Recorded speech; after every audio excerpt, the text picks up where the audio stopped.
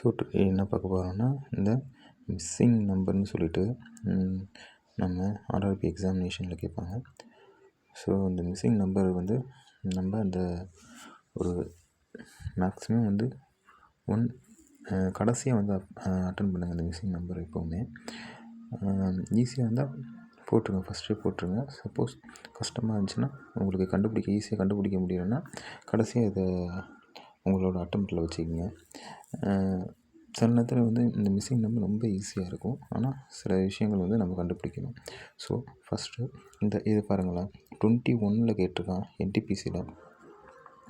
So இப்போ 24 நடந்த examination compare பண்ணிங்கன்னா 21 கம்பேர் பண்ணிங்கன்னா எப்போவுமே ஈஸியாக தான் இருக்குது 24 கம்பேர் டு 21. ஓகேவா? 21 என்டிபிசி ஆகட்டும், 22 வந்து குரூப் டி ஆகட்டும், 2 எக்ஸாமினேஷனுமே கொஸ்டின் பார்த்திங்கன்னா தரமாக இருக்கும்.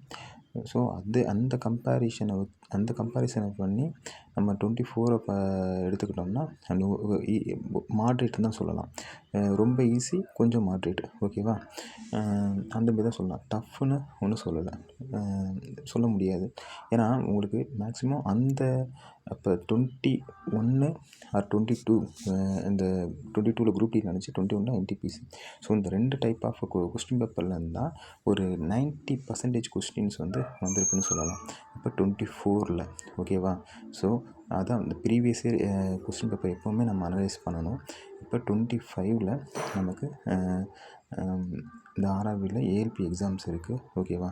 ஸோ அதனால் இந்த மிஸ்ஸிங் நம்பருங்கிற டாபிக் வந்து கேட்கலாம். ஏன்னா ட்ரெண்ட் வந்து போன வருஷம் வந்து மிஸ்ஸிங் நம்பர் மோஸ்ட்லி வந்து கேட்கல. ஏஎல்பி சிபிடி 1 கேட்டாங்க. இந்த வருஷம் கேட்க வாய்ப்பு இருக்குது. ஓகேவா?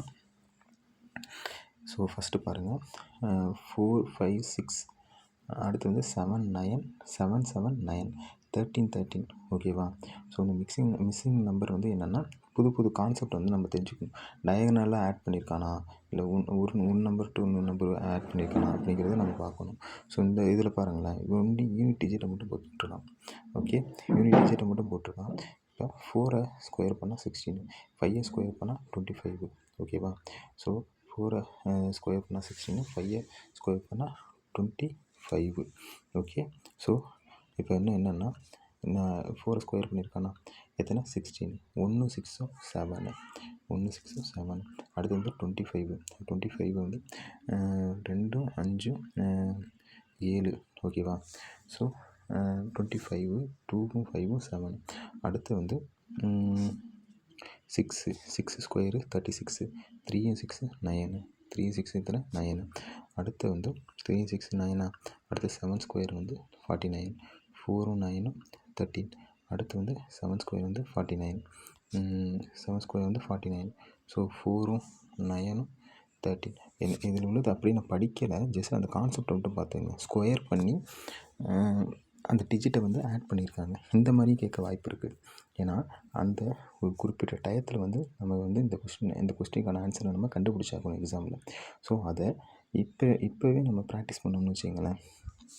இந்தமாரி டிஃப்ரெண்ட்டாக இருக்கிறது வந்து டஃப்பான பேப்பராக இருந்துச்சுன்னா நமக்கு வருது. இந்தமாரி டிஃப்ரெண்ட்டாக இருக்கிறது கேட்க வாய்ப்பு இருக்குது. ஸோ இந்த சிங்கிள் டிஜிட்டை ஆட் பண்ணியிருக்காங்க.